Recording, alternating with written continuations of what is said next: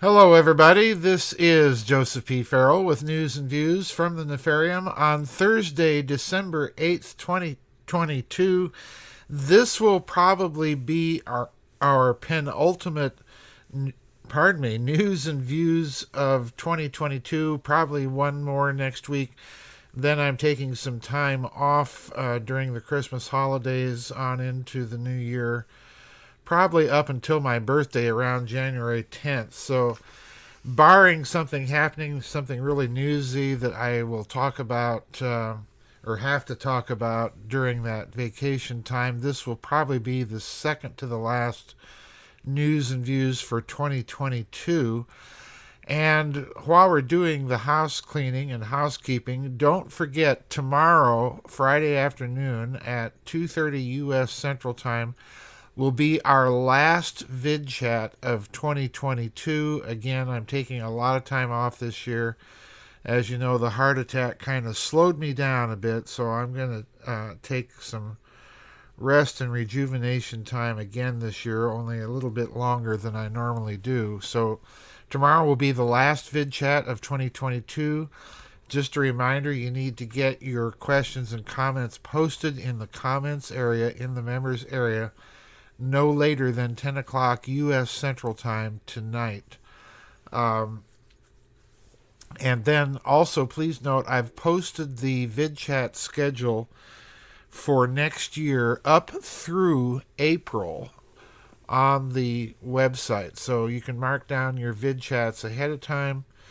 And again, as usual, if there's any last-minute changes to the VidChat schedule, I'll post those in the forum. But I'm not anticipating any. I went ahead and scheduled that far out so that I can schedule around the VidChat. So the VidChat schedule, at least through April of next year, is already posted. Now, today, the Nefarium has been exceptionally busy. And there were three major stories that I decided not to talk about, although I was tempted to talk about them all and simply make this a very long news and views. But what I've decided to do instead is blog about these stories because they need the attention of detail, each one of them. Those stories, and again, these stories were just absolutely flaming my inbox. I mean, I have literally received a deluge of people sending me articles about each of these stories. So I want to thank all of you out there that help to make this a community-driven website by finding articles and passing them along to me. And these three stories were at the top of the list. There's reports of an unidentified submerged object buzzing U.S. submarines at greater than supersonic speeds underwater. So I'll be blogging about that. This is not the first time stories like this have been reported. The second big story that I'm not talking about today, that I will be blogging about, is the apparent and allegedly royalist coup attempt that has been causing all sorts of arrests and shutdowns in Germany. This one requires some attention because it really kind of plays into a thesis or hypothesis that a friend of mine and I have been entertaining privately in discussions about why we're seeing very subtly the re-emergence of royalist symbolism, particularly in Germany and Russia. So stay tuned next week for the blogs on that story. And then finally, there's yet another story that I'm going to have to blog about. And that is the Bank of International Swag, as I like to call it, or the Bank of International Settlements, has finally noticed the problem of all the missing trillions of dollars in the economy that Catherine Fitz has been reporting about, for a few years now. Well, now it's caught the attention of the Bank of International Swag. So, they never mention anything without an agenda in mind. So I want to be blogging about that story next week as well. they were all important stories. But I don't want to talk about them because, as I say, the devil's in the detail and it requires a blog and a detail. But there is another story out there that fell right off the radar. And this story confirms what many of us have been suspecting about this war in the Ukraine. And this one confirms the suspicion that the Ukrainian war is being used as a transshipment point for arms making their way elsewhere in the world, with the Ukrainians simply getting, the leadership anyway, getting their cut of the action.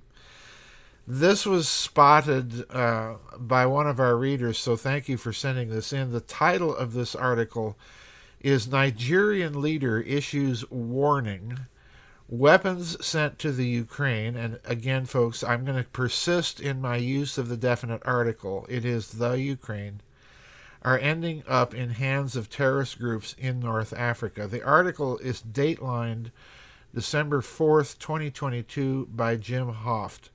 And I want to read several paragraphs from this article because if you needed confirmation of the weirdness of the supply chain, the black market weapons supply chain, here you go.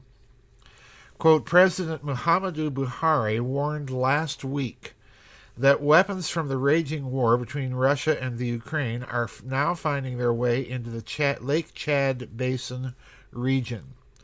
Daily Trust reports that the president, while speaking at the 16th summit of the heads of state and government of the Lake Chad Basin Commission, held at the conference hall of the presidential villa, said all hands must be on deck to fight the proliferation of these weapons into the region. The Daily Trust reported President Muhammadu Buhari on Tuesday said weapons from the raging war between Russia and the Ukraine are now slipping into the Lake Chad Basin region. The Lake Chad region, an economically and socially integrated area in West and Central Africa straddling Cameroon, Chad, Niger, and Nigeria. In his opening address at the 16th Summit of the Heads of State and Government of the Lake Chad Basin Commission, that's just a repeat of the previous paragraph, President Buhari said the Russia-Ukraine conflict and other violent situations in the Sahel region of West Africa had compounded the Boko Haram terrorism in the Lake Chad Basin region. Buhari added, quote, regrettably, the situation in the Sahel and the raging war in the Ukraine serve as major sources of weapons and fighters, listen to that, and fighters that bolster the ranks of terrorists in the Lake Chad region. A substantial portion of the arms and ammunition procured to execute the war in Libya continues to find its way to the Lake Chad region and other parts of the Sahel. Weapons are being used for the war in the Ukraine and Russia are equally beginning to filter into the region, unquote. And continuing with his remarks, this illegal movement of arms into the region has heightened the proliferation of small arms and light weapons, which continues to threaten our collective peace and security in the region. There is, therefore, the urgent need for expedited collaborative actions by our border control agencies and other security services to stop the circulation of all illegal weapons in the region, unquote, he said.